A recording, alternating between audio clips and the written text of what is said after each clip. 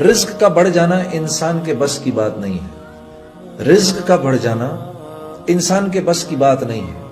اللہ یبسط الرزق لمن یشاء ویقدر، یہ اللہ کا اعلان ہے، رزق میں بڑھاتا ہوں اور میں ہی گھٹاتا ہوں۔ ترزق من تشاء بغیر حساب ویرزق من تشاء بغیر حساب، جس کے لیے میری مرضی ہوتی ہے میں بڑھا دیتا ہوں زیادہ، بغیر حساب کتاب کے دے دیتا ہوں۔ ایک چھوٹا سا بچہ، باپ اس کا ملینئر بلینئر دنیا سے گیا، 8-9 سال کا بچہ ہے، ایک دم بلینئر ہو گیا۔ اب اس میں اس کا کیا کمال ہے، کون سی محنت لگی اس بچے کی؟ اللہ کی طرف سے ایک فیصلہ تھا۔ اور رزق کا لیکن مال کا بڑھنا یہ رزق کی بڑھوتی نہیں ہے، مال کا بڑھنا رزق کی بڑھوتی نہیں ہے۔